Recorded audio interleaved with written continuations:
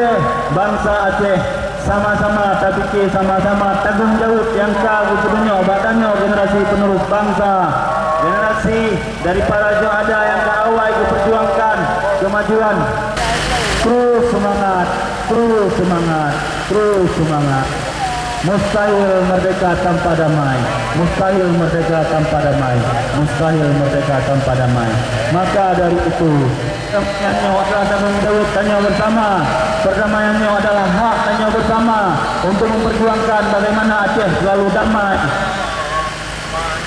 untuk memperjuangkan Acehnya damai.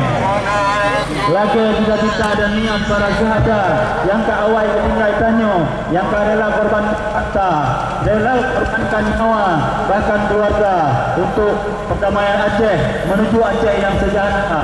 Maka dari itu, perdamaian milik segelintir orang, milik anggota dewan, perdamaian milik bangsa Aceh.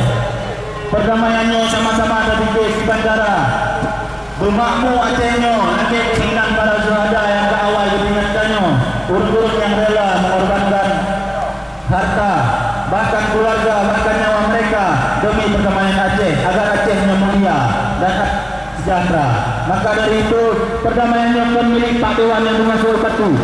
Terus semangat dengan momen memperingati 21 MOU Helsinki yang kau perjuangkan oleh para syuhada, urung-urung alai yang kau korbankan harta, korbankan keluarga, korbankan nyawa demi menuju Aceh yang mulia, Aceh yang makmur, Aceh yang sejahtera. Maka dari itu, momennya jak sama-sama tanya tak bertimang, tak fikir nyokan perdamaian milik segelintir orang, tapi perdamaiannya milik bangsa Aceh. Perdamaiannya tanggung jawab tanya bersama. Bagaimana tanggung jawab yang kegembili para syuhadanya, tak timang, tak fikir bagaimana Acehnya ke depan bisa maju, bisa seperti harapan para syuhada yang tak ketinggalannya.